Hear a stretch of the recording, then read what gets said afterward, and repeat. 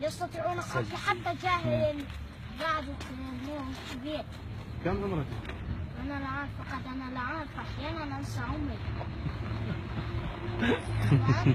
هل أنت تحب الجيش العراقي؟ أحبه طبعا. لماذا؟ السبب لأنهم زوروا عنا داعش، ولأنهم قتلوا داعش وأنقذوا المنطقة. احكي عمو، احكي، شو تريد تحكي؟ احكي. حسنا، داعش مجرمون يقتلون الناس، يستطيعون قتل الصغار ولا يهتمون. الناس الذي عندما كان داعش موجودين سببوا للناس مشاكل، لن يعطونا إلا مواد إلا طعاما فاسدا ولن نستطيع تحمل داعش. إنهم سيئون ومجرمون لا يهتمون للناس، يكرهون الناس، وهم حتى لا يبالون لمعاناتهم. والجيش يهتمون وهم أبطال، أنقذونا من داعش المجرمين التي تحب الجيش؟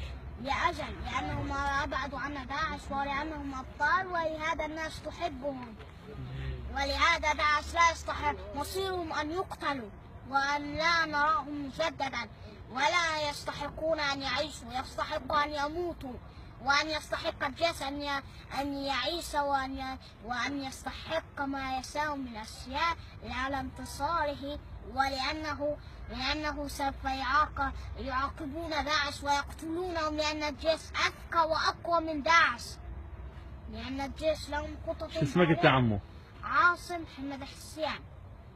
أنا الولد الصغير الذي يتكلم فصحى عندما خلقت.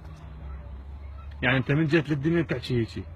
أجل، هذه لغتي الوحيدة التي أتكلمها، ولا أحد يتحمل داعش. مجرمون. لماذا مجرمون؟ إنهم سيئون، يقتلون الناس، يأخذون منهم منازلهم ولا يهتمون للناس. ماذا عملوا؟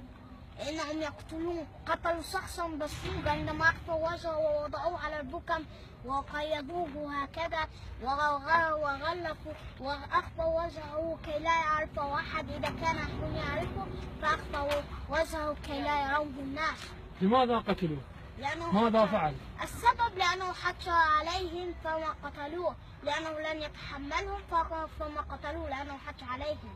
انت ابوك يحكي هيك نفس الحكي؟ لا، أنا الوحيد في العائلة أحكيها. أنا الذي يحكيها في هذه العائلة، فقط أنا الوحيد. في المدرسة؟ أنا أتكلمها، لكن هذه اللغة إنها لغة مختلفة عن العراقية. شو يسموها اللغة؟ الفصحى، وهي لغة القرآن. والله سمع الله